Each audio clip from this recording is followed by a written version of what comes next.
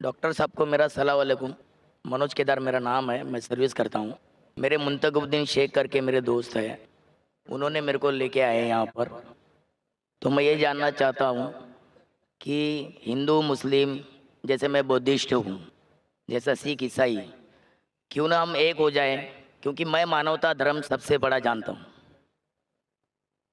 भाई ने कहा कि वो बुद्धिस्ट है और वो पूछते हैं कि क्यों ना हम हिंदू मुस्लिम सिख ईसाई बुद्धिस्ट एक ना हो जाए। भाई साहब, मैंने कभी भी नहीं कहा कि हिंदू मुस्लिम सिख ईसाई अनेक है या डिफरेंट है। कुरान मजीद में साफ तौर पे लिखा है, जो मैंने एक हफ्ता पहले पिछले शनिचर की तकरीर थी, आलमी भाईचारा, जहाँ अल्लाह सुब्हानहू तआला फरमाते हैं सूरह हुजुरात में, सूरा नंबर 49 आयत नंबर 13 में, या अय्युहन्नासु इन्ना खलकनाकुम मिन ज़करिन व उनसा व जअलनाकुम शुऊबन व क़बाइला लितारफू इन्न अक्रमकुम इंदल्लाहि अत्क़ाकुम इन्नल्लाह अलीमुन खबीर। ए इंसानों, हमने तुम्हें एक मर्द और एक औरत के जोड़े से बनाया है और तुम्हें तकसीम किए हैं, बांटे हैं कबीलों और बरादरियों में, ताकि आप एक दूसरे को पहचान सके, ना कि आप एक दूसरे से नफरत करें। और आप में से सबसे बेहतरीन इंसान वो है जो अल्लाह पे ईमान लाता है, जो तकवा रखता है, जो परहेजगार है। तो कुरान मजीद में साफ तौर पे कहा गया है कि सारे इंसान एक है।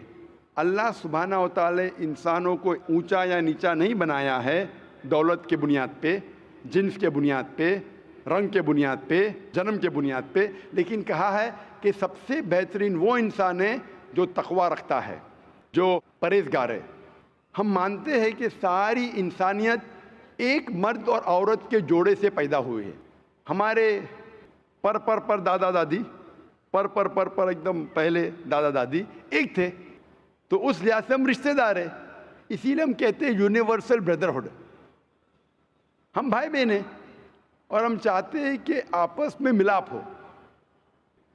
अगर जो हमारा मालिक है, हमारा ईश्वर है, हमारा खालिक है, मैं सिर्फ ये कहता हूँ कि हम कम से कम मान ले कि कम से कम एक किताब खुदा की किताब है। कोई भी मुसलमान या गैर मुसलमान को ज़रा भी हिचकिचाहट नहीं रहेंगी ये मानने के लिए कि कम से कम एक किताब अल्लाह की तरफ से है। हिंदू कहेंगे वेद अल्लाह की तरफ से है, क्रिश्चियन कहेंगे बाइबल अल्लाह की तरफ से है, मुसलमान कहेंगे कुरान अल्लाह की तरफ से है। फिर मैं कहता हूँ कि कम से कम जो चीज़, जो पैगाम ये सारी मजहबी किताबों में यकसा है, कम से कम वो पैगाम पे अमल करो।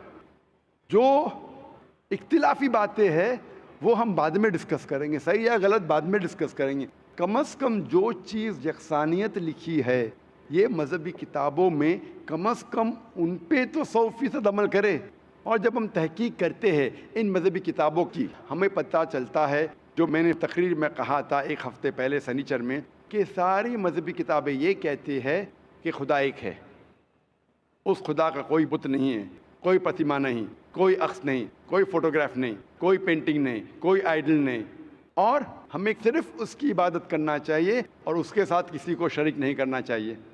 ये किताबों में ये भी लिखा है, जो मैंने सेकंड कॉन्फ्रेंस में तकरीर की थी, मोहम्मद सल्लल्लाहु अलैहि वसल्लम in the various world religious scriptures. इन किताबों में ये भी लिखा है कि आखिरी पैगंबर, आखिरी रसूल जो आने वाले खुदा की तरफ, उनका नाम मोहम्मद सल्लल्लाहु अलैहि वसल्लम है।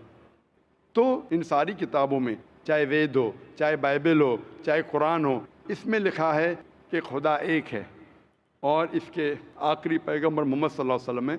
तो मैं कहता हूँ क्यों ना हम सारे इंसान जो मज़हब में मानते हैं, जो खुदा में मानते, क्यों ना ये हम अहद करें कि कम से कम ये चीज़ जो सारी मजहबी किताबों में यकसा है उस पर तो अमल करें, फिर ही भाईचारा बढ़ेगा।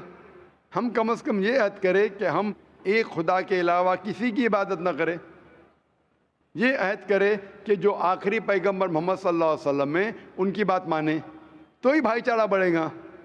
तो भाईचारा बढ़ाने के लिए कम से कम यकसानियत पे तो अमल करें। जो इख्तिलाफी बातें है वो कल देखेंगे सही या गलत। मैं ये नहीं कहता हूँ सही है क्या गलत है, उसका डिस्कशन कल करेंगे।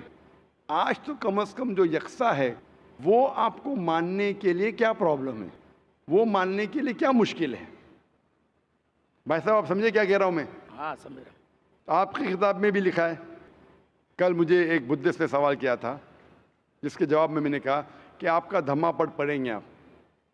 हाँ मैंने किया था, मैंने आपने था। किया था, माशाल्लाह।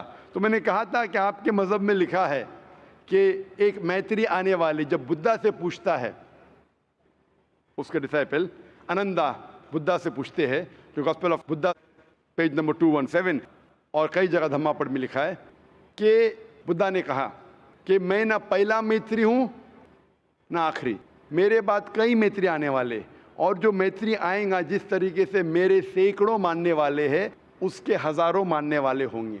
वो सही धर्म सिखाएंगा जो हक का धर्म है, पहले आखिर में भी, और वो सही धर्म सिखाएंगा। और जब आनंदा ने पूछा ये आदमी को कैसा पहचानेंगे, तो उसने कहा ये आदमी का नाम होगा मैत्री। मैत्री मतलब मसीह, जिस तरीके से कुरान में कहा गया है सूरह अंबिया में सूरह नंबर 21 आयत नंबर 107 में, वमा अरसलना का इल्ला रहमतुल आलमीन, कि हमने तुम्हें नहीं भेजा लेकिन रहमत बना के सारे आलमीन के लिए, सारी दुनिया के लिए, सारी इंसानियत के लिए। तो मैं आपसे पूछना चाहता हूँ, आप क्या मोहम्मद सल्लल्लाहु अलैहि वसल्लम में मानते हैं? किस चीज़ को? आप मानते हैं क्या मोहम्मद सल्लल्लाहु अलैहि वसल्लम आखिरी पैगंबर है? मैंने तो कुछ पढ़ाई नहीं की है उसने, मैं खाली तो 10वीं पढ़ा हूँ। आप जब आलमी भाईचारा के बारे में बात करते हैं और चाहते हैं कि सारे इंसान एक हो, आप बोलेंगे मैं नहीं पढ़ा, तो एकता कैसे होंगी? वो तो है, लेकिन मैं मेरे हिसाब से जो मेरे को जितना नॉलेज है बिल्कुल सही। तो मैं बोल सकता हूँ। जो मैंने अभी कोटेशन दिया हूँ ये आपकी मजहबी किताब से दिया हूँ, अच्छा अच्छा। कुरान से नहीं। कुरान में भी कई हवाले हैं, वेद में भी है, बाइबल में भी है। अपना मजहब का किताब 100% लोग तो नहीं पढ़ते ना, बिल्कुल सही। उसी में का मैं एक हूँ। यही मैं कहता हूँ, नहीं पढ़ते तो गलती आप कर रहे। हाँ गलती तो मेरी है आपकी ना। गलती के वजह से आलमी भाईचारा कायम नहीं है, तो आप आलमी भाईचारे में रुकावट ला रहे हैं। सही बात है। गलती आपकी क्या मेरी? मेरी गलती। मैंने आपकी मजहबी किताब पढ़ चुका हूँ, सही बात है। हिंदू धर्म की, ईसाई धर्म की, भगवत गीता, वेद, धम्मा पढ़। मेरे दोस्त को वही मैं बताया कि डॉक्टर जाकिर साहब खाली इस्लाम धर्म का मतलब कुरान खाली नहीं पढ़े, वो सब पढ़े। मेरे पीछे बैठे हुए हैं अभी भी, उनको लायक तो मैं माइक पे बुला सकता हूँ। मैं कल उनको वही बोला, इसलिए मैं नेक्स्ट टाइम, आज मेरे को गाँव जाना है मेरे भाई को, लड़के को लाने के लिए, तो भी मैं यहाँ पर आया हूँ। बिल्कुल सही। तो मैं ये पूछता हूँ, आपने तो मेरी तारीफ कर दी। नहीं नहीं ऐसा नहीं। मिसाल के तौर पे एक डॉक्टर है जो दवाई देता है, वो डॉक्टर कितना अच्छा डॉक्टर है, बहुत अच्छा डॉक्टर है, बहुत मान है, बहुत ग्रेट है, वो डॉक्टर आपको दवाई दे रहा है, आप दवाई खाते नहीं। हाँ मैं मानता हूँ इस बात को। आप समझ रहे ना? तो तारीफ करके फायदा क्या? डॉक्टर आपका एग्जामिनेशन करता है, आपको दवा देता है, बहुत अच्छा डॉक्टर है, बहुत मान है, इतना अच्छा है, बहुत तारीफ कर रहे। आप जब दवाई नहीं खाएंगे तो आपका इलाज कैसा होगा? सही बात। तो आप जो बोल रहे आलमी भाईचारे का इलाज मैं दे रहा हूँ, मैं आपके आलमी भाईचारे का इलाज दे रहा हूँ। आप मानो कि खुदा एक है और उस खुदा के अलावा कोई माबूद नहीं, उसके अलावा किसी की इबादत नहीं करना चाहिए, और मानो कि आखिरी पैगंबर मोहम्मद सल्लल्लाहु अलैहि वसल्लम में, तो ये इलाज की शुरुआत है। तो आप चाहते हैं कि आपका इलाज और बाकी इंसानों का भी इलाज हो? नहीं ज़रूर करूँगा, मैं नेक्स्ट टाइम ज़रूर आऊँगा। मेरे को अभी गाँव जाना है। दूसरी बात डॉक्टर साहब, ये इलाज जो है, मैं ये नहीं कहता हूँ कि रोज कहो, एक बार आप बोलेंगे दवा लेने का टाइम नहीं है, एक बार तो लो। ये होता है ना, कभी कभी कुछ बीमारी का 1 शॉट डोज होता है, आज नई टेक्नोलॉजी है, 1 शॉट डोज, एक बार खाओ, इंशाल्लाह आपकी बीमारी दूर हो, फिर बाद में वापस से आएंगे देखेंगे। मेरा एक गलत फहमी और एक दूर कर दो। हाँ इंशाल्लाह, एक नहीं 2 दूर करूंगा। 18 साल पहले जी हाँ, जब वार हुआ था हिंदू मुस्लिम, जी हाँ, ये ऐसा ही क्यों है? हिंदू मुस्लिम ही वार क्यों होता है? बिल्कुल हिंदू सर। ईसाई या सिख मुस्लिम ऐसा क्यों नहीं होता? अगर मैं आपके सवाल का जवाब दूंगा तो दे दो, मेरे को नॉलेज में रहेगा। नॉलेज में रहेगा, लेकिन मैं भी बताऊंगा सबको। मेरी एडवाइस को फॉलो करेंगे, वापस से दवा को फेंक देंगे। नहीं नहीं फॉलो करूंगा, फॉलो करूंगा, लेकिन आज माशाल्लाह। नहीं, आज नहीं, सॉरी। ठीक कल है। आऊंगा, कल लास्ट दिन है ना तुम्हारा, सुबह कल शाम को आ आएंगे, जाऊंगा, कल आएंगे आप? शाम को आ जाऊंगा। माशाल्लाह, आप चाहते हो और बड़े मजमे में कबूल करें। हाँ हाँ इंशाल्लाह। कबूल करूंगा, इसमें क्या है? अगर मेरे को माशाल्लाह। पसंद आया, मेरे नॉलेज में बैठ गया तो मैं जरूर इंशाल्लाह। कबूल करूंगा। जबरदस्ती बिल्कुल मत कीजिए, जबरदस्ती कबूल करना हराम है, ना मैं चाहूंगा ना फोर्स करूंगा। अगर इत्मीनान ना तो ही करो, आज करो, कल करो, परसों करो, दुआ है कि इंशाअल्लाह मौत के पहले करो। मौत कभी आएंगी किसको पता नहीं। आपका सवाल था कि हिंदू मुस्लिम ही क्यों होता है, राइट? हिंदू क्रिश्चियन क्यों नहीं होता है? भाई मिसाल के बारे में जैसा इंडिया पाकिस्तान मैच हो तो ही सब देखते हैं, इंडिया ऑस्ट्रेलिया को कोई नहीं देखता है। बराबर। ये फर्क है। और देखो बिल्कुल सर। पब्लिक हंस भी रही है। बिल्कुल ये सर, जायज़ बिल्कुल। है, क्योंकि मैं देखा हूँ, क्योंकि मैं 36 उम्र है मेरी, मैं देख रहा हूँ इंडिया पाकिस्तान का मैच रहेगा तो ही हिंदू मुस्लिम देखता है, माशाल्लाह। और आप अगर इंडिया ऑस्ट्रेलिया रहेगा तो ऑल देखते हैं, मुस्लिम कम देखते हैं। ये मैं आंखों देखी चीज है, और चाहे तो पूछ सकते हैं मजबे में। आप 36 साल से देख रहे हैं, मैं 45 साल से देख रहा हूँ। मैच को नहीं देखता हूँ, मैच नहीं देखता हूँ, लोगों को देख रहा हूँ। और आप बिल्कुल सही कहते कि हिंदू मुस्लिम क्यों लड़ाए। आप अगर मेरी तकरीर देखेंगे जिसका मौजू था is terrorism a Muslim monopoly, क्या दहशत गर्दी मुसलमान की विरासत है। इसमें मैं ये साबित किया हूँ कि जो लोग इल्ज़ाम लगाते कि मुसलमान दहशत गर्द, बिल्कुल गलत है। चंद लोगों ने शायद गलत काम किया होगा। ये साबित किया है कि आप 100-200 साल पहले देखेंगे, सैकड़ों साल पहले मुसलमान तो हार्डली कोई दहशतगर्द हमला कर चुके, सब गैर मुसलमान। लेकिन मैंने इस तकरीर में कहा हूँ कि दहशतगर्दी जो है ये मोनोपोली है मेरे हिसाब से पॉलिटिशियन की। ये दहशतगर्दी विरासत है पॉलिटिशियन की। क्यों? क्योंकि पॉलिटिशियन चाहते वोट बैंक, वोट बैंक चाहते। अगर मुझे वोट चाहिए तो क्या करूं मैं? एक ऐसा माहौल पैदा करूं कि वोट डिवाइड हो। आप जानते हैं कितने राइट्स हुए बॉम्बे में, गुजरात में, बाबरी मस्जिद की। मेरे हिसाब से ये राइट्स की ज़रूरत ही नहीं। मेरे हिसाब से मुसलमान आम तौर पे इस देश में मुसलमान और हिंदू अल्हम्दुलिल्लाह सुम्मा अल्हम्दुलिल्लाह अमन के साथ रह सकते, रहते थे, रह सकते। लेकिन ये पॉलिटिशियन लोग वो चाहते वोट बैंक, और वोट बैंक के लिए वो किसी को भी बेच सकते, अपने धर्म को भी, अपने खुदा को भी। ये बात सही है। कोई भी पॉलिटिशियन हो, कोई भी मजहब का हो, सबको बेच सकते। थोड़ा सैक्रिफाइस करेंगे 5%, सीट जा रही है, सबको बेचेंगे, सबको। और आप देखते हैं इस देश हिंदुस्तान में सबसे ज्यादा मजहब की बुनियाद पे अगर दंगा फसाद होता है वो हिंदुस्तान है। क्यों? क्योंकि हमें 60 साल पहले ब्रिटिश अंग्रेज हम पे हुकूमत करते थे। किस तरीके से? उनकी एक पॉलिसी थी divide and rule. Divide and rule. अंग्रेज तो चले गए, अपनी पॉलिसी छोड़ गए पीछे। तो हमारे हिंदुस्तान के पॉलिटिशियन भी वही पॉलिसी को इख्तियार कर रहे, डिवाइड एंड रूल। डिवाइड करो, वोट बैंक हासिल करो और रूल करो। अरे बाबरी मस्जिद इशू ही नहीं था। क्या इशू है? इशू था ही नहीं, पॉलिटिशियनों ने इशू बनाया। कोई जानता ही नहीं था बाबरी मस्जिद के बारे में, पहले चंद लोग जानते। इशू बनाया वोट बैंक को, और इसका मैंने डिटेल में किया हूं तकरीर। ये पॉलिटिशियन लोग भड़काते आम पब्लिक को। आम पब्लिक अमन चाहती है, वो चाहती, उसको क्या मिलेगा दंगा फसाद करके। लेकिन इन लोगों को भड़काते हैं पॉलिटिशियन लोग। पुलिस चाहे तो इसे रोक सकती है, वो भी सोचती है कि अगर मैं रोकूंगा पॉलिटिशियन मुझे ट्रांसफर कर लेगा, वो भी नहीं रोकती। हम अगर इनके भड़कावे में नहीं आएंगे, इंशाअल्लाह इंशाअल्लाह हिंदू मुस्लिम दंगा फसाद होएगा ही नहीं। आप मुझे बोलो, इतने बड़े मजमे में लाख से ज्यादा लोग हैं, क्या आपको डर लग रहा है? नहीं डर। क्या डर है? कौन आपको मारेगा?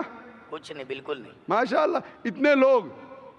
अगर आप कुरान के खिलाफ भी कहेंगे, मेरे खिलाफ भी कहेंगे, एक भी इंसान आप पे उंगली नहीं उठाएगा। ना हम उठाने देंगे, ना कौन उठाएगा। ना उठाएंगे, ना उठाने देंगे। ये हमारा मजहब है। आम तौर पे आप देखेंगे धार्मिक लेक्चर्स जब होते, थोड़ी क्वेश्चन आंसर होता है। मैं कई लेक्चर में गया, हिंदू धर्म गुरु के, क्रिश्चियन धर्म गुरु के, सवाल पूछने का मौका ही नहीं देते। सवाल होगा तो चिट में। अरे क्यों भाई? अगर आपने तकरीर की तो मुझे हक है आपकी बात से सहमत होने का या आपकी बात से ना मानने का। उन्हें डर है पब्लिक में सवाल होगा तो पोल खुल जाएगा।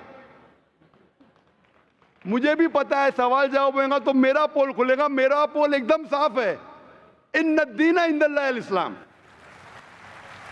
हमारा पोल साफ है। क्या सिर्फ ये मजहब? अल्लाह ताला फरमाते सूरह इमरान सूरह 3 आयत नंबर 19, इन्न दीन इंदल्लाह इस्लाम। सिर्फ मज़हब जो अल्लाह ताला मानेगा वो है खुदा की ख्वाहिश के मुताबिक आप चलो।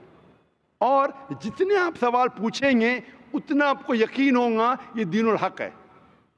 और हमारे IRF में भी हमारे इतने मजमे में, मैं तकरीबन 15 साल से ज़्यादा मैं तकरीर कर रहा हूँ, हिंदुस्तान में, गल्फ़ कंट्रीज़ में, अमेरिका में, कनाडा में, UK में, सिंगापुर में, मलेशिया में, माशाअल्लाह हज़ारों की तादाद में, लाखों की तादाद में, कभी भी एक बार भी किसी ने, किसी मुस्लिम ने एक भी गैर मुस्लिम का कॉलर भी नहीं पकड़ा। कई गैर मुसलमान ने मुझे गाली दी, कुरान के खिलाफ कहा, हमने कोशिश की कि उसकी गलतफहमी को दूर करें। कई लोग आप देखेंगे दुबई में इतना भड़क के सवाल किए, मैं सवाल का जवाब देते गया, सवाल किए जवाब दिया, मैं सवाल किए जवाब, इतना बढ़ के आखिर में इस्लाम कबूल किया। दुबई शहर में हालांकि मुसलमान मुल्क है, कभी भी बड़े मजमे में 30,000 का मजमा था, वो दुबई UAE का सबसे बड़ा मजमा था, सबसे बड़ा मजमा था। कभी भी पब्लिक में किसने शादा नहीं दिया। तो जो लोग खिलाफ है हम अमन से जवाब देते, वो माने या ना माने, और ये नहीं हम कहते कि आपको मानना ही पड़ेगा, हम कोशिश करेंगे हिकमत के साथ जवाब दे।